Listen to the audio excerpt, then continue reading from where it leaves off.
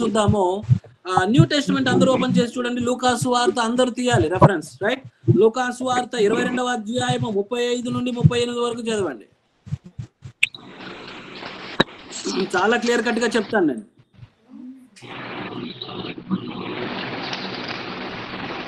లూకా సువార్త 22వ అధ్యాయము 35వ వచనం నుండి 38వ వచనం తెచ్చేసాడు. మరియు ఆయన, నేను మిమ్మును సంచియు జాలయు చెప్పులను లేకుండా పంపినప్పుడు మీకు ఏమైనాను తక్కువైనా అని వారు అడిగినప్పుడు వారు ఏమీ తక్కువ కాలేదన్నది. అందుకు ఆయన, ఇప్పుడైతే సంచి గలవాడు సంచియు జాలియు తీసుకొని పోవలేను, కత్తి లేనివాడు తన బట్ట నమ్మి కత్తి కొనుక్కొనవలెను. ఆయన అక్రమకారుల్లో ఒకడుగా ఎంచబడినని వ్రాయబడిన మాట నా యందు నెరవేరవలసి ఉన్నది. ఎలాగనగా నన్ను గూర్చిన సంగతి సమాప్తమవుతున్నదని మీతో చెప్పుతున్నాను నేను. వారు, ప్రభువా, ఇదిగో ఇక్కడ 2 కత్తులు ఉన్నవనగా చాలునని ఆయన వారితో చెప్పాను. Okay, right, thank you. So ఇక్కడ ఈ సందర్భంలో ఏంటి అని అంటే, యేసుక్రీస్తు ప్రభుల వారు మొట్టమొదటిగా అందరినీ మిషనరీ కోసం పంపిస్తున్నాడు. ఎవరిని? శిష్యులను మొట్టమొదటిగా బ్రాండ్ న్యూ డిసైపుల్స్ ని మినిస్ట్రీ కోసం పంపిస్తున్నాడు. సువార్త కొరకు పంపిస్తున్నాడు. సువార్త కొరకు పంపిస్తున్నటువంటి ఈ తరుణంలో, ఓకే, సువార్త కొరకు పంపిస్తున్నటువంటి ఈ తరుణంలో ఏం చెబుతున్నాడు అనంటే, ఆయన సంచియు జాలియు చెప్పులు లేకుండా నేను మిమ్మల్ని పంపినప్పుడు మీకు ఏమైనా తక్కువ అయినా అని వారిని అడిగినప్పుడు వారు ఏమి తక్కువ కాలేదన్నారు. అందుకు ఆయన ఇప్పుడైతే యేసుక్రీస్తు ప్రభులారు అంటే, ఇప్పుడైతే సంచి గలవాడు సంచియు జాలియు తీసుకొని పోవలెను. సంచి గలవాడు సంచి, జాలె ఉన్నవాడు జాలె తీసుకొని పోవలను. మధ్యలో ఇదేంటిది? కత్తి లేనివాడు తన బట్టల నమ్మి కత్తి కొనుక్కొనవలను. ఎందుకు? బైబుల్ కదా, దేవుని వాక్యం కదా, పెట్టుకోవాల్సిందే. కత్తి అంటే అని ఇట్లా చెప్తావు, ఇన్ని రోజులు మీ ప్రేమ మార్గాన్ని చూసాము అని చెప్పేసి అనొచ్చు. వీళ్ళంతా తెలివిపరులు అంటే ఏమంటే బాగా ఆలోచన చేయండి. వీళ్ళంతా తెలివిపరులు బాగా చూడండి. ఇక్కడ మనకు అర్థమవుతుంది. ఇక్కడ వారు కత్తి లేనివాడు అంటే యేసుక్రీస్తు ప్రభుల వారు వాళ్ళకి చెప్తున్నాడు, కొత్తగా మిషనరీ కోసం మినిస్ట్రీ కోసం పోతున్నటువంటి వారు. కత్తి లేనివాడు తన బట్టల నమ్మి కత్తి కొనుక్కొనవలెను. కత్తిని ఏమంటారు? ఖడ్గము అంటారు. పాత నిబంధన గ్రంథంలో దేవుడు దేని ప్రవేశపెట్టాడు? ఆదామును ఏదేను తోటలోనికి రాకుండా ఖడ్గ జ్వాలలు, రైట్, అదే ఖడ్గ జ్వాలము. ఖడ్గమునే దేవుడు పెట్టుకో. ఎందుకో పోయి ఖడ్గం తీసుకొని ఫైటింగ్ చేయండిరా, యుద్ధాలు చేయండిరా, సైలెంట్ గా ఉండని కొట్టండిరా, లేకపోతే ఆ ఖడ్గం తీసుకొని ఎవరైతే స్వార్థ వినరో వారిని ఖడ్గం గొంతు మీద పెట్టేసి లేదంటే బెదిరించి స్వార్థ చెప్పండి అని చెప్పాడా? అందుకు కాదు. ఎందుకు చెప్పాడయ్యానంటే సెల్ఫ్ డిఫెన్స్. మీరు స్వార్థ చేసేటప్పుడు ఏ పిచ్చి కుక్కనా వచ్చి కరవచ్చు. ఏ పిచ్చి కుక్క? అది ఒరిజినల్ పిచ్చి కుక్క కావచ్చు, మనిషి రూపంలో ఉన్నటువంటి పిచ్చి కుక్కలో ఈ యొక్క సేవకులను కరవచ్చు. కనుక సెల్ఫ్ డిఫెన్స్ కత్తి పెట్టుకో. జాలుందా? సంచి జాల పెట్టుకో. Okay okay okay. కానీ నీ బట్టలమ్మి కూడా నీవు కత్తి కొనుక్కో అన్నాడంటే, నీకు బట్టలు లేకపోయినా పర్వాలేదు, కానీ ఏముండాలంటే నీ దగ్గర కత్తి ఉండాలంట. అంటే కత్తి ఎందుకయ్యా కత్తి ఏంటంటే సెల్ఫ్ డిఫెన్స్ కోసం, అంతేగాని గొడవ పడ్డం కాదు, వేరే వాళ్ళకి కొట్టడానికి కాదు, ఇంకోడానికి కాదు. ఈ క్రూర మృగాలు, ఈ భయంకరమైనటువంటి క్రుయాలిటీ నేచర్ కలిగినటువంటి ఈ మానవ తత్వంలో ఉన్న మనుషులుగా గుర్తించకుండా సేవకులుగా సమాజాన్ని మంచి మార్గంలో నడిపించడానికి వెళ్తున్న తరుణంలో ఈ భయంకరమైన కుక్కలు వస్తాయే, ఈ కుక్కల నుండి మీరు బయటపడాలి. అంటే పెట్టుకో సెల్ఫ్ డిఫెన్స్. యేసుక్రీస్తు ప్రభువారు చెప్తున్నారండి, మన రక్షకుడు మన దేవుడు ఆయనే చెప్తున్నాడు. ఎందుకు? Self defence. అంతే. ఇప్పుడు దీన్ని గ్రహించినటువంటి వీరు ఎంత ప్రీ ప్లాన్డ్ గా ఉన్నారో చూడండి. యేసుక్రీస్తు ప్రభువారేమో చాలా సీరియస్ గా చెప్తున్నాడు, ఏంటి మీ దగ్గర కత్తులు లేకపోతే ఖచ్చితంగా ఏదో ఒకటి అమ్మి కూడా కత్తులు కొనుక్కోండియా, కత్తులు కొనుక్కోండి, ఎందుకంటే మీరు కొత్తగా బ్రాండ్ న్యూగా సమాజంలోకి వెళ్తున్నారు, మరి సువార్త చెప్పాలి కదా, వెళ్ళాలి. అదే సువార్త ఆరంభం ఈ రోజు మనకు అందరికి వచ్చింది అని అంటే that is the initial steps of the missionary or ministry of Jesus Christ ministry అది, రైట్. ఇప్పుడు 38వ వచనంలో 39వ వచనం చదవండి. వారు అనగా శిష్యులు. 39 చదవండి. తరువాత ఆయన బయలుదేరి తన వాడుకు చొప్పున ఒలీవల కొండకు వెళ్ళగా శిష్యులు ఆయన వెంట వెళ్ళేది. 1 మినిట్ 39 అంటే 22వ లూకాసు వార్త 22వ అధ్యాయము 39వ వచనం. సార్ అదే చదువుకోండి. మరి మా బైబిల్ ఎలా ఉంది? వారు ప్రభువా ఇదిగో ఇక్కడ 2 కత్తులు ఉన్నావనగా, ఇదేనండి అందరూ చూడండి. 38 సార్. 38లో ఉందా మీకు? 39లో ఏముంది? 39 వారు ప్రభువా ఇదిగో ఇక్కడ 2 కత్తులు ఉన్నవనగా. 39లో అదే ఉందా? 39లో తరువాత ఆయన బయలుదేరి తన వాడుకు చొప్పున ఒలీవల కొండకు వెళ్ళగా. ఓకే, అయితే మేబీ మన న్యూ వర్షన్ లో 39ని ఇందులో పెట్టారు, 40లో దాన్ని పెట్టారు, రైట్. అంటే ఇప్పుడు 38, 39 కలిపి ఉంటాయి మీకు బైబిల్లో, అంతేనా? లేదు, విడిగానే ఉన్నాయి. సరే, అరే వారు ప్రభువా ఇక్కడ చూడండి, వారు ప్రభువా ఇదిగో ఇక్కడ 2 కత్తులు ఉన్నవనగా ఏ రెఫరెన్స్ లో ఉందండి? 38 సార్. 38. ఓకే, నాకు 39లో ఉంది. ఓకే, హవెవర్ మేబీ ఈ న్యూ వర్షన్స్ లో లేదా అంటే న్యూ ప్రింటింగ్స్ లో ఏమైనా ఒకవేళ ఉండొచ్చు. లెట్ us see, అది మనం తర్వాత మాట్లాడదాం. Thank you for that. However we seen that 38, 39. అయితే 38, 39లోనే మనకి ఇక్కడ ఏముంది? ప్రభువా ఇదిగో ఇక్కడ ప్రభువా వారు అన్నారు, శిష్యులు అన్నారు ప్రభువా ఇదిగో ఇక్కడ 2 కత్తులు ఉన్నవనగా. అంటే వాళ్ళకి ఎలా తెలిసింది? ముందుగానే కత్తులు పెట్టుకొని వచ్చారు అని అంటే వాళ్ళు ధర్మశాస్త్రాన్ని తెలిసిన వాళ్ళు. అర్థమవుతుందని పాయింట్. పాత నిబంధన గ్రంథంలో మోషే లా ద్వారా దేవుని మాటలు విన్నటువంటి వాళ్ళు తెలుసు, వాళ్ళకి సెల్ఫ్ డిఫెన్స్ తెలుసు కొంతవరకు. మరి మా ప్రభువు చెప్తాడో లేదో అని అట్లా అలా అలా అలా అలా అలా అలా ఎందుకంటే యేసుక్రీస్తు ప్రభువుల వారు ఏం చెప్తారో వాళ్ళకి తెలియదు కదా మరి. అప్పటికప్పుడు దాగుడు మూత లాంటి టైప్ లో తీసుకొని వచ్చారు. అవేవా వారికి ఏం తెలుసు అని అంటే ధర్మశాస్త్రం తెలిసిన వారిలా అయితే తీసుకొని వచ్చారు. ఇదిగో ఇక్కడ 2 కత్తులు ఉన్నవనగా చాలునని ఆయన వారితో చెప్పాను. చాలు 2 కత్తులు ఉన్నాయా? ఇట్స్ అన్న ఓకే అని ఎవరు చెప్పారు? యేసుక్రీస్తు ప్రభువు వారు చెప్పారండి. యేసుక్రీస్తు ప్రభువు వారు చెప్పారు. ఇది మినిస్ట్రీ పరిచర్య విధానంలో మనం చేయవలసినటువంటిది. అంటే ఇక్కడ పాయింట్ ఏంటి అని అంటే సెల్ఫ్ డిఫెన్స్ కోసం కత్తి పెట్టుకోమని యేసుక్రీస్తు ప్రభువు వారు అన్నారు. నేను వస్తాను, ఇంకా డెప్త్ లోనికి వస్తాను ఇప్పుడు. ఓకే, ఇంకొంచెం డెప్త్ లోనికి వస్తాను, అప్పుడు మీకు ఫుల్ క్లారిటీ వచ్చేస్తుంది. సో ఓకే, ఇక్కడ ఇంకోటి ఏంటంటే ఓకే యేసుక్రీస్తు ప్రభువుల వారు పైన అక్కడ ఉన్నటువంటి పైన గవర్నమెంట్, అక్కడ ఉన్నటువంటి ఆ రోమా గవర్నమెంట్ లో, రోమా సామ్రాజ్యంలో ఏం జరిగింది అంటే కత్తులు ఎవరు కూడా పెట్టుకోకూడదు.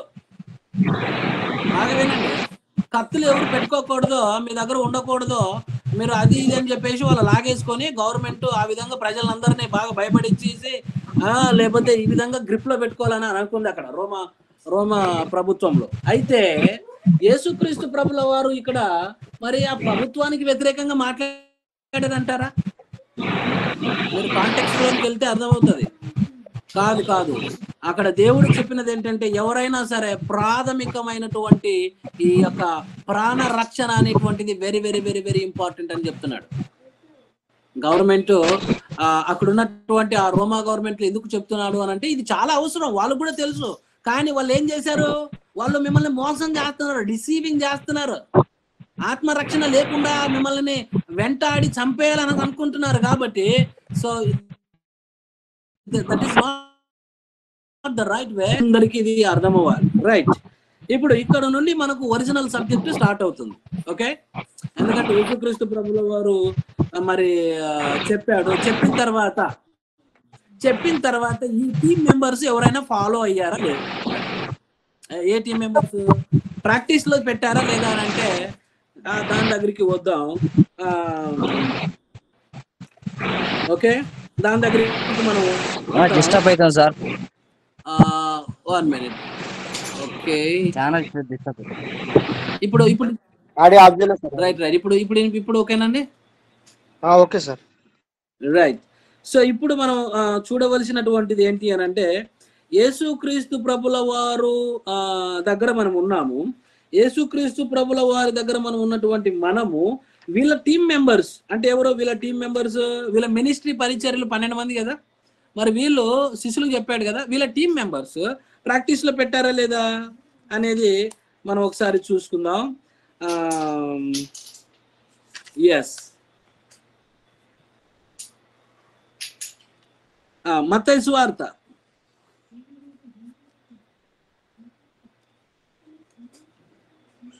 26వ అధ్యాయం 50 నుండి 54 వచనాలు దయచేసి చదవండి.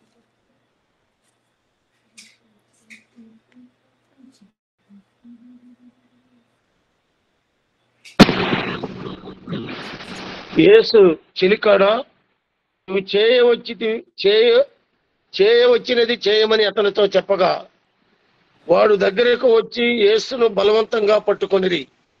అంతటా యేసుతో కూడా ఉన్నవారు ఒకడు చెయ్యి చాచి కత్తి దూసి ప్రధాన యాజకుని దాసుని కొట్టి వాని చెవి తెగనరికెను. యేసు నీ కత్తి వరలో తిరిగి పెట్టుము, కత్తి పట్టుకొని వారందరూ కత్తి చేతనే నశించుదురు. ఈ సమయమున నేను నా తండ్రిని వేడుకొనలేననియు వేడుకొనిన పక్షమున ఆయన 12 సైన్య వ్యూహముల కంటే ఎక్కువ మంది దూతలను నాకు పంపడనియు నీవు అనుకుంటున్నావా? అంతేనా సార్? 54. ఓకే 54 వరకు చదివారు కదా. నేను వేడుకొన్న పక్షమున ఇలాగూ జరగవలెనను లేఖనము ఎలాగూ నెరవేరునని అతనితో చెప్పాను. రైట్. ఇప్పుడు ఇక్కడ విషయం ఏంటంటే, మనమేమో ఇంతకుముందు యేసుక్రీస్తు కాంట్రవర్సరీ చెప్తున్నారు. Right, controversy. అక్కడేమో యేసుక్రీస్తు ప్రభుల వారు కత్తి పెట్టుకోమన్నారు సెల్ఫ్ డిఫెన్స్ కోసం. ఇక్కడేమంటున్నాడు 52వ వచనంలో యేసు కత్తి వరలో పెట్టుము, కత్తి పట్టుకొని వారందరూ కత్తితోనే నశింతురు అన్నాడు. యేసుక్రీస్తు ప్రభుల వారు ఎందుకు అట్లా అన్నారు? బాగా ఆలోచన చేయాలి. అక్కడేమో కత్తి పెట్టుకోమన్నాడు, ఇక్కడేమో కత్తి పట్టుకొని వారందరూ కత్తి చేతనే నశించుదురు అన్నాడు. అంటే మీరు అందరూ కత్తులు పట్టుకోండి, మీరు కత్తులతోనే నశించడం నాకు ఇష్టమని ఆయన ఇష్టమా? అట్లన రాదు. ఎందుకంటే ఆయన లెక్క చాలా డిఫరెంట్ గా ఉంటది. మరలా నేను రిపీట్ చేస్తున్నాను. ఓకే, సో చాలా మందికి ఈ రెఫరెన్స్ గుర్తొచ్చి ఉండొచ్చు. కత్తి పట్టుకున్నవాడు కత్తితోనే చంపబడతాడు, కత్తి పట్టుకున్నవాడు కత్తితోనే నశిస్తారు అని యేసుక్రీస్తు ప్రభులు వారు చెప్తున్నారు. అందుకనే చాలా మంది క్రైస్తవులు ఏది కూడా పెట్టుకోరు. ఓకే, అయితే యేసుక్రీస్తు ప్రభులు వారు మరి అక్కడ చెప్తున్నారు, ఇక్కడ ఎందుకు మళ్ళీ ఇక్కడ వద్దంటున్నారు? ఎక్కడ పట్టుకుంటే చేస్తారని అన్నాడు అని అంటే, మరలా రిపీట్ చేస్తున్నాను, డోంట్ వరీ అబౌట్ దాట్. కత్తి పట్టుకొని మీరందరూ ఖడ్గాలు పట్టుకోండి, మీరు కత్తితోనే నశించడం అనేది ఆయనకి ఇష్టమా అంటే అట్లా అనకూడదు. అది ప్లాన్ కానే కాదు. అయితే మరి ఏంటి ఇంటెన్షన్? మనకు అర్థం అవ్వాల్సినటువంటి పాయింట్ ఏంటి ఇక్కడ అంటే, నేను ఇప్పుడు చెప్తాను, వినండి, బాగా వినండి. Right, come to the point. 50 వచనం నుండి మనం చెలికాడ, రైట్, చెలికాడ నీవు చేయవచ్చినది చేయుమని, చెలికాడ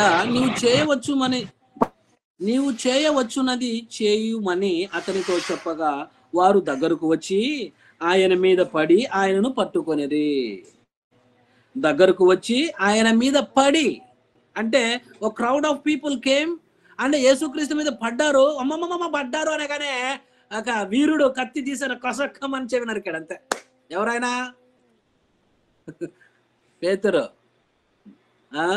పేతురు గారు ఉన్నారు పెద్ద. ఏంటి మరి మా మా మా మా నాయకుడిని చంపడానికి వస్తారా మీరు అని చెప్పేసి. అయితే చెవి నరకగానే ఇదిగో ఇదిగో యేసుతో కూడా ఉన్న వారిలో ఒకడు చేయి చాచి కత్తి దూసి ప్రధాన యాజకుని దాసుని కొట్టి, ప్రధాన యాజకుని దాసుని ఏం చేశాడట? పంచిచ్చి పట్టుకొని చెవి పట్టుకొని నరికేశాడు. ఏంటిది ఇక్కడ? ఈ ముడిని విప్పడం ఎలా? దీన్ని అర్థం చేసుకోవడం ఎలా? అది మనకు కాదంటారా? అట్లనకూడదు. అది మినిస్ట్రీ పరిచర్యలో యేసుక్రీస్తు ప్రభుల వారు చెప్పినటువంటిదే. మరి ఇది తీసుకుందామా? రైట్, ఇది తీసుకుందాం, దాన్ని వదిలేయకూడదు. దీన్ని వదిలేద్దామా? అట్లనకూడదు. దీన్ని వదిలేస్తే ఎట్లా? కత్తి పట్టుకున్నవాడు కత్తితోనే చంపబడతాడో అంటున్నాడు. ఏంటి? ఎలా? ఈ ముడి విప్పడం ఎలా? ఈ ముడి విప్పడం ఎలా అని అంటే ఇక్కడ బాగా వినండి. యేసుక్రీస్తు ప్రభుల వారి యొక్క ఉద్దేశం ఏంటి అంటే, కత్తి పట్టుకున్నవాడు కత్తితోనే చంపబడతాడు అంటే, కత్తి పట్టుకొని నీవు నీ ప్రతీకార చర్యలను తీర్చుకుంటే, మరలా చెప్తున్నా, కత్తి పట్టుకొని నీ ప్రతీకారం ఏంటి? ప్రతీకారం అంటే రివెంజ్. వాడు నన్ను ఇట్లా అంటాడా, నాకు కత్తి తీసుకొని కసక్కమని పొడితే, ఇలాంటి కోపాలు, ఆవేశాలు, దగలు, వీటన్నింటికి చోటునిచ్చి దాన్ని కత్తిని వాడి ఒక మనిషిని చంపితే, అలాంటి చంపేటువంటి వాడు కత్తితోనే చస్తాడు అనేటువంటిది ఆయన ఉద్దేశం. అర్థమవుతుందండి ఇప్పుడు పాయింట్? ఒక మనిషి కత్తిని వాడుకోవాలి అంటే అది సెల్ఫ్ డిఫెన్స్ కోసం కాపాడుకో, స్వీయ రక్షణ కోసం కాపాడుకో, ప్రాణ రక్షణ కోసం కాపాడుకో. చర్చిలో కూర్చొని ఉన్నావు, ప్రార్థన చేస్తున్నావు, వాడెవడో కండువ తగిలించుకొని వస్తాడండి. వాడు వచ్చేసి ఆ చర్చిలో ఉన్న ప్రాపర్టీని ఎన్ని లక్షల రూపాయలు పాపం ఆ ధ్వంసం చేసేస్తాడు. ఒక కీపడు కొనటానికి ఎన్ని రాత్రుల ప్రార్థన, ఎంత కష్టార్జితం. ఒక తబాలా కొనటానికి, లేదంటే ఒక చిన్న ఇన్స్ట్రుమెంట్స్ కొనటానికి చర్చిలో ఎంత కష్టమైతే, అదంతా ఎందుకండి? చర్చి కట్టడానికి ఎన్ని రోజుల కష్టము, ఎన్ని రోజుల ఉపవాసము, ఎన్ని రోజుల ఈ యొక్క త్యాగము, ఎంతమంది రక్తము దాని వెనక ఉంటుందండి. అలాంటి చర్చిలు కూల్చేస్తుంటే చేతులు కట్టుకొని బాగా కొట్టేసి అని చెప్పేసి అంటావా? ఏం చేయాలి? What is your? I'm not saying ఏ విధమైనటువంటి ప్రేరణకు గురి చేయట్లేదండి. You have to think about what Jesus Christ stated. ఆయన ఏమంటున్నాడంటే, I'm not encouraging you to go and fight with them. మీరు వారి దగ్గరికి వెళ్ళి గొడవ పడాలని నేను చెప్పట్లేదు. యేసుక్రీస్తు ప్రభువులు ఏమంటున్నారంటే, నీ ప్రాపర్టీని కాపాడుకో, నీ ఆస్తిని కాపాడుకో, నీ ప్రాణాన్ని కాపాడుకో. దీనికోసం నువ్వేం చేయాలి? సెల్ఫ్ డిఫెన్స్ పెట్టుకోవాలి. ఏంటి self defence? Starting from the knife అన్నాడు, స్టార్టింగ్ ఫ్రమ్ ది స్వాడ్ అంటే కత్తి పెట్టుకో అన్నాడు. సెల్ఫ్ డిఫెన్స్ కోసం, అంతేకాని చెడు ఉద్దేశం కోసం కాదు అన్నాడు. అంటే ఏమై ఇక్కడ మనం సెల్ఫ్ డిఫెన్స్ చేయాలి. మనకు సెల్ఫ్ డిఫెన్స్ అనేటువంటిది చాలా చాలా చాలా అవసరం అనేది మనం తెలుసుకోవాలి. ఇక్కడ యేసుక్రీస్తు ప్రభుల వారు ఎందుకు కత్తి పట్టుకున్నవాడు కత్తితోనే చంపబడతాడంటే, నీవు ఓనుగా ఇక్కడ ప్రతీకార చర్యలు, కోపము, ఆవేశము, దగ ఇలాంటివి ఏవైనా ఉంటే అలాంటి వాటితో నీవు నీ జీవితంలో ప్రతీకార చర్యలు తీర్చుకోవడానికి ఖడ్గాని వాడితే, కత్తి పట్టుకున్నవాడు కత్తితోనే నశిస్తాడు. అయితే మరలా ఇదే సిచ్యువేషన్ లోనికి వస్తా. ఈ సిచ్యువేషన్ లోనికి మరలా ఏంటి అని అంటే, పేతురు గారిని దేవుడు యేసుక్రీస్తు ప్రభుల వారు ఎందుకు వద్దు అన్నాడు? అక్కడ పేతురు గారు చేసినది ఏదైనా ఉంది అని అంటే ఆయన చేసినది సెల్ఫ్ డిఫెన్స్ కోసమే. ఎందుకంటే నా నాయకుడిని వచ్చి చంపేస్తారు అన్నాడు. సెల్ఫ్ డిఫెన్స్ చేశాడు. అది రైటా రాంగా అంటే రైటే. మరి అయితే ఆ సెల్ఫ్ డిఫెన్స్ ని యేసుక్రీస్తు ప్రభుల వారు ఎందుకు ఆపారు? This is second question. అంటే ఇప్పుడు మనం ఆపాలనా లేదంటే కంటిన్యూ చేయాలనా? యేసుక్రీస్తు ప్రభుల వారు సెల్ఫ్ డిఫెన్స్ ని పేతురు గారిని వద్దు అని ఎందుకన్నారు? చూడండి, ఇప్పుడు చదవండి. యోహాను సువార్త 18వ అధ్యాయం 7 నుండి 23 వచనాల వరకు చూడగలిగితే, యోహాను సువార్త 18వ అధ్యాయం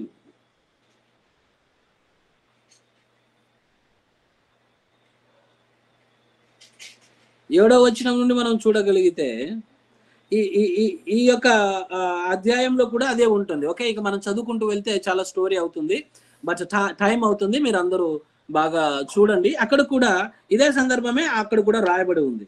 ఇక్కడ యేసుక్రీస్తు ప్రభువారు ఏమంటున్నారు, ఇదే మత్తయి సువార్త 50 అధ్యాయంలోనే 26వ వచనం, 26వ అధ్యాయం 50 వచనంలో మనం ఉన్నాం కదా. ఇక్కడ యేసుక్రీస్తు ప్రభువారు 51వ వచనంలో ఏమంటున్నారంటే, ఇదిగో యేసు కూడా యేసుతో కూడా ఉన్న వారిలో ఒకడు, అంటే ఎవరు, పేతురు గారు చెయ్యి చాచి కత్తి దూసి ప్రధాన యాజకుని దాసుని కొట్టి వాని చెవి తెగ నరికెను. ఈయన చేసింది ఏదైనా తప్ప అంటే సెల్ఫ్ డిఫెన్స్. ఎందుకంటే సెల్ఫ్ డిఫెన్స్ చేయాలి. సెల్ఫ్ డిఫెన్స్ వీళ్ళు ప్రాక్టీస్ చేస్తున్నారు అంటే ఎస్, వాళ్ళందరూ సెల్ఫ్ డిఫెన్స్ ని ప్రాక్టీస్ చేస్తున్నారు. వారు ఆ యొక్క గార్డెన్ లో రైట్ ప్రార్థనలో ఉన్నారు, దేవునితో ఉన్నారు, యేసుక్రీస్తుతో ఉన్నారు. యేసుక్రీస్తు ప్రభుల వారు చాలా సార్లు చెబుతూ ఉన్నారు, ఇదిగో నా సమయం ఆసన్నమైనది, నేను వెళ్ళవలసి ఉంది అంటే. ఇలా స్వార్థ పరిచర్యలో ఉంటే అలాంటి సందర్భంలో దొంగలు వచ్చారు అని ఆ దొంగలు యేసుక్రీస్తు ప్రభుల వారిని పట్టుకొని పోయి మీద పడి చంపేస్తారని ఆయన ఏం చేశాడంటే కత్తి దూశాడు. ఎందుకు? సెల్ఫ్ డిఫెన్స్ కోసం చేశాడు, అంతేగాని ప్రతీకార చర్య కాదు. పేతురు గారిది రైతే, మరి యేసుక్రీస్తు ప్రభుల వారు ఎందుకు మళ్ళీ యూటర్న్ ఇచ్చాడు? ఇది మనకు పాయింట్ తెలియాల్సింది. ఏంటి అని అంటే వద్దు అన్నాడు. ఏమని అన్నాడు? కత్తి పట్టుకున్నవాడు కత్తితోనే నశిస్తాడు అంటే ఆయన చెప్పడానికి ఉద్దేశం ప్రతీకార చర్యలు వద్దు, అలాంటి ప్రతీకార చర్యలు మనం తీర్చుకుంటే, ఎవరైనా ఇలాంటిది తీర్చుకుంటే వాడు దానితోనే చస్తాడు అని అన్నాడు. అయితే ఆ సందర్భాన్ని ఉపయోగించుకొని యేసుక్రీస్తు ప్రభువారు చెప్తున్నారు. అయితే ఇక్కడ చూడండి, మరలా యేసు ఏమని చెప్తున్నాడు 52వ వచనంలో చూడండి. ఇప్పుడు కత్తి పట్టుకున్నవాడు కత్తితోనే నశిస్తాడని చెప్పి యేసుక్రీస్తు ప్రభువారు ఏం చెప్తున్నారు? కత్తి వద్దు, కత్తి పడి దూరం పోయి, ఈ రోజు నుంచి మీరు అసలు ఏమొద్దు అని అంటున్నాడా? 52వ వచనంలో చూడండి, చదవండి దయచేసి ఎవరన్నా.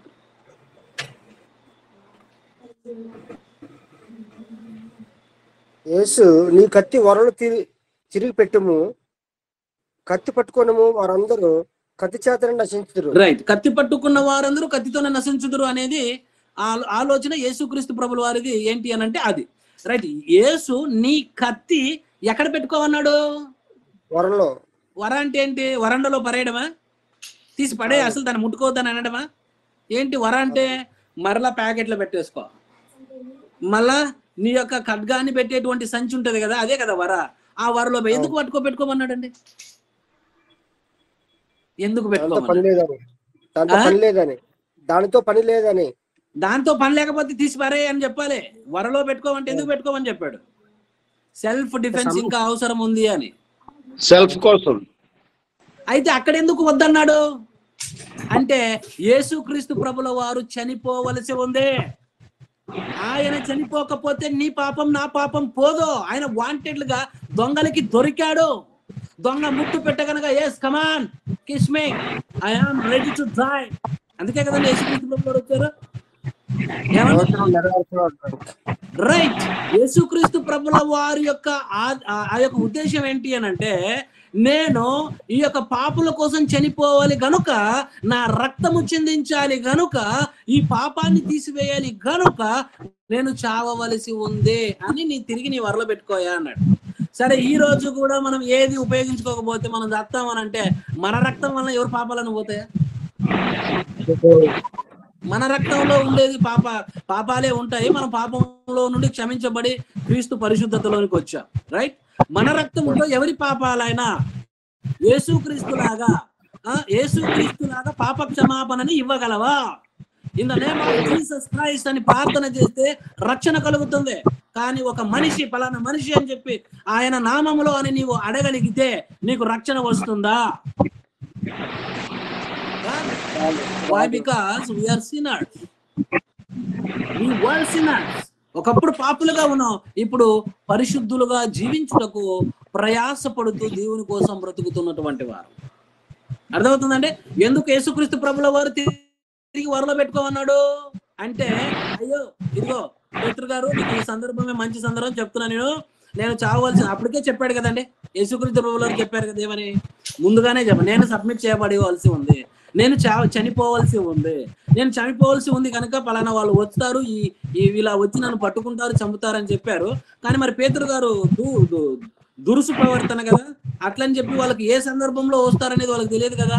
కానీ ప్రైమరీగా వాళ్ళలో ఉండవలసింది ఏంటి?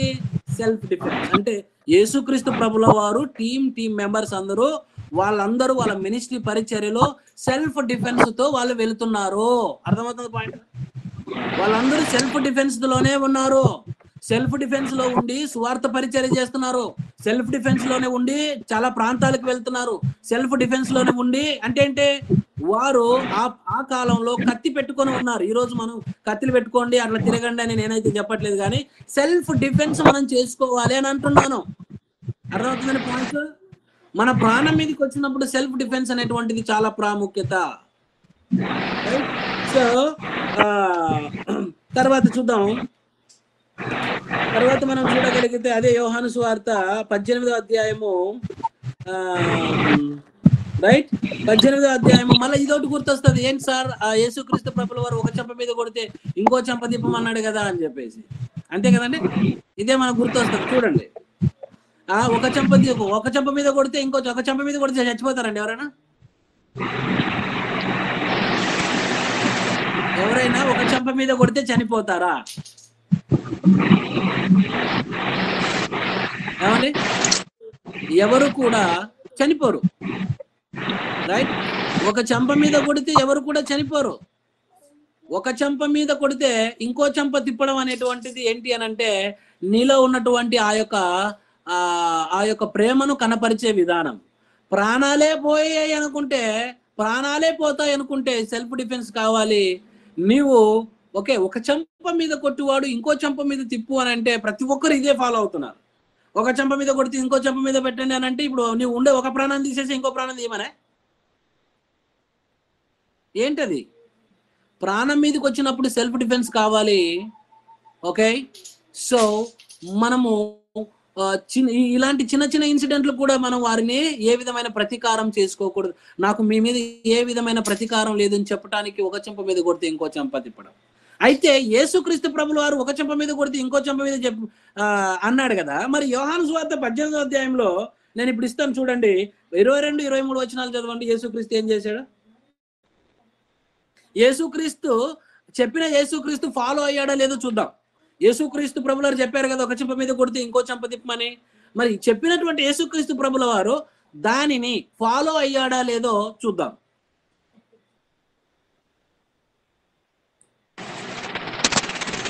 ఆయన మాటలు చెప్పినప్పుడు దగ్గర నిలిచి ఉన్న బంట్రోతు తన మాటలు చెప్పినప్పుడు దగ్గర నిలిచి ఉన్న బంట్రోతుల్లో ఒకడు ప్రధాన యాజకునికి ఎలాగో ఉత్తరం ఇచ్చుచున్నావురా అని చెప్పి యేసును అరచేతులతో కొట్టెను. అందుకు యేసు ఇక్కడ ఏం జరిగింది? ఆయన ఈ మాటలు చెప్పినప్పుడు దగ్గర నిలిచి ఉన్న బంట్రొత్తులలో ఒకడు ప్రధాన యాజకునికి ఇలాగూ ఉత్తరం ఇచ్చుచున్నావా, ప్రధాన యాజకుడుగా ఉన్నటువంటి ఆయనకే నీవు ఉత్తరం ఇచ్చుచున్నావా అని అరచేతిని తీసి టప్పమని కొట్టాడండి. యేసును అరచేతులతో కొట్టెను, ఒక దెబ్బేశాడు. రైట్? ఉత్తరం ఇవ్వనగా చెప్పగా so he palm on his hand. అక్కడ ఏముండేనంటే he stood by struck Jesus with palm of his hand. అలా చేతితో కొడితే యేసుక్రీస్తు ఏమన్నాడు చూడండి 23వ వచనంలో. అందుకు యేసు నేను కాని మాట ఆడిన పక్షమున ఆ కాని మాట ఏదో చెప్పుము, మంచి మాట ఆడిన పక్షమున నన్నేలా కొట్టుచున్నావనేను. క్వశ్చన్ మార్క్ వేసాడా? క్వశ్చన్ రైజ్ చేశాడు ఇక్కడ. ఏసి అరచేతితో కొడితే లేసారు యాడు కొట్టాడేమో మనకు తెలియదు. చెంప మీదే కొట్టాలంటావా? చెంప మీద కొడితేనే దెబ్బ, మీరు ఎక్కడ కొడితే దెబ్బ కదా. యేసుక్రీస్తును అరచేతితో కొడితే యేసుక్రీస్తు ప్రభుల వారు బాగా కొట్టాలి, ఇంకో దెబ్బ కొట్టు, నేను అందరికీ బోధ అదే చేశాను, ఇంకో దెబ్బ కొట్టు అని చెప్పాడా? ఏం చేశాడండి? ఏం చేశాడు అంటే అందుకు యేసు నేను కాని మాటలు మాట్లాడితే, నేను ఏదైనా కాని మాట మాట్లాడిన ఎడలా ఆ కాని మాట ఏదో నాకు చెప్పు, అప్పుడు కొట్టేసి మంచి మాట మాట్లాడిన ఎడలా ఎలా నీవు కొడతావు? ఎంత ధైర్యం రా నీకని క్వశ్చన్ చేయాలి. అర్థమవుతుందండి? చాలా మంది ఈరోజు సింపుల్ గా వస్తున్నారండి. మొన్న చూస్తున్నాను, ఏదో స్వార్థ పరిచయం చేస్తున్నారు. వాడు ఎవడోనండి రోడ్డు మీద పోతున్నాడు, వానికి ఉన్నట్టుండే అసూయ పెరిగింది. వాడు చెబుతున్నటువంటి, నాకు తెలిసి ఏ పాటలు పాడుతా ఉన్నారు రోడ్డు మీద, పాటలు పాడుతా చక్కగా, వాళ్ళు ఎవరికి డిస్టర్బెన్స్ చేయరండి, పాటలు పాడుతూ చక్కగా వాళ్ళకి వాళ్ళే ప్రార్థన చేసుకుంటూ చక్కగా పోతా ఉన్నారు. రైట్, వెళ్తా ఉంటే వాడు వచ్చేసి కింద మీద పడిపోయి కొట్టాలా పాస్టర్స్ ని? ఎందుకు అంటే అప్పుడు యేసుక్రీస్తు గుర్తొస్తాడు. ఏమని? ఒక కుడి చెంప మీద కొడితే ఎడచేది. ఓకే, మంచిదే, కానీ మనకు ప్రాణం మీదకి వస్తే మనం ఏం చేయాలి? ప్రాణం మీదకి వస్తే మనం ఏం చేయాలి? అక్కడ సిచ్యువేషన్స్ ను బట్టి మనం డీల్ చేయాలి. యేసుక్రీస్తు ప్రభుల వారు ఇక్కడ దెబ్బ అరచేతితో కొట్టగానే ఖడ్గాన్ని తీసి కసకమని నరికాడా ఆయన ఏమన్నా? అది ప్రాణం పోయే పరిస్థితి కాదు. అక్కడ విషయం ఏంటంటే, దెబ్బ కొట్టాడు, భరించి ప్రశ్న వేశాడు. మనం ఏంటి అంటే, ఈరోజు ఎవరైనా సరే మన సువార్తను ఆటంకపరిచిన వాడు ఎవడనైనా సరే ఫస్ట్ ఆపం, defend them, immediately defend them. మీరు అందరూ చెప్తున్నాను, చాలా జాగ్రత్తగా డిఫెన్స్ ను తయారు చేసుకోండి. ఎవ్రీ చర్చ్ మీరు డిఫెన్స్ ను తయారు చేసుకోండి. ఒక్కొక్కడికి ఉచ్చపడాలంతే, ఒక్కొక్కడికి చాలా భయం పుట్టాలంతే. అంటే మనం వెళ్ళి వాళ్ళని గొడవ పడతాం కాదండి, మనం ఏం చేస్తున్నాం, మనం కాపాడుకోవడానికి డిఫెన్స్ పెట్టుకుంటాం అంతే. రైట్, ఎవరితో మనము వారి హృదయాలను నొప్పించము, ఏమి చేయము. పిచ్చి కుక్కలు కొన్ని వస్తాయి కదా, అలాంటి కుక్కలను తరిమి కొట్టడానికే ఈ డిఫెన్స్ మనకు ఉండాలి, అంతే కదండి. ఇప్పుడు పిచ్చి కుక్క మీ ఏరియాలో వచ్చిందంటే ఏం చేసేవాళ్ళు? అమ్మో మా ఏరియాకి వచ్చింది బాబోయ్, ఎవరిని కాటేస్తే వాడు కుక్కలాగా అరిచి చచ్చిపోతాడో తెలియదని ఎక్కడ దొరికితే అక్కడ కర్ర తీసుకొని టప్ప కొట్టేసి చంపేరు. అదే అలాంటి ప్రవర్తన మనిషిలోకి వచ్చింది. అట్లనే మనుషులు మనం అలా చేయకూడదు. కానీ మనం కాపాడుకోవడానికి మనం ఏం చేయాలి? సెల్ఫ్ డిఫెన్స్ పెట్టుకోవాలి. ఈ సబ్జెక్ట్ లోపించింది. ప్రతిసారి కొట్టినప్పుడల్లా ఎవడో ఒకడు వస్తాడు, కొడతాడు. యేసుక్రీస్తు చెప్పాడు, ఒక చెంప మీద కొడితే ఇంకో చెంప తిప్పమని. అయ్యా, యేసుక్రీస్తు ప్రభువారు చెప్పారు ఇక్కడ. ఇది కనబడదా మీకు? క్వశ్చన్ డిఫెన్స్ చేసుకోండి. తర్వాత డిఫెన్స్ చేయకపోవడం వల్ల ఎలా ఉంటుందని అంటేనండి, చేతకానోళ్ళు అని చెప్పేసి మొన్నటికి ప్రతి ఒక్కడు విరగబడిపోతున్నాడండి క్రైస్తవం. ప్రతి ఒక్కడికి ఏమనరా, పోరా చర్చిలకు దూరా. ఎందుకండి? చర్చిలో ప్రార్థన చేసుకుంటున్నప్పుడు ఒకడు ధైర్యంగా ఈ చర్చి మందిరంలోనికి వచ్చి చర్చిని పగలు కొడుతున్నాడంటే వాడికి ఎంత ధైర్యం!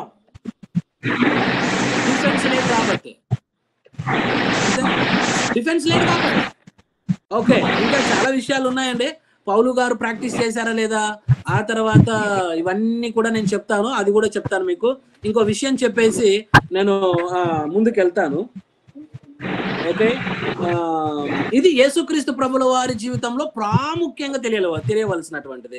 చాలా మంది ఒక చెంప కొడితే ఇంకో చెంప తిప్పమనేటువంటి వారికి, అలాంటి వారైనా సరే ఎవరైనా సరే ఒకవేళ చిన్న దెబ్బలు ఇవన్నీ ఉంటే ఓకే, దెబ్బలు తినండి. Okay, that's we are showing that love and question them, ask them, question them and moreover defend them. కాపాడుకోవాలి. ఆత్మరక్షణ, స్వీయ రక్షణ, ప్రాణరక్షణ ఉండాలి. ఆ తర్వాత క్వశ్చన్ చేయాలి. అలాంటి వారిని మనము లీగల్ గా పట్టించి వారిని కటకటాల్లోకి వెళ్ళేటట్టు చేయాలి. కానీ అన్నిటికంటే ప్రాముఖ్యంగా మనల్ని కాపాడేది ఎవరండి? మొన్న కొంతమందిని ఏ విధంగా భయంకరంగా గాయపరుస్తున్నారు. ఇప్పుడు ఎవరైనా చంపేస్తే ఈ గవర్నమెంట్ వారిని బతికించగలదా? ఏం మాట్లాడుతుంది?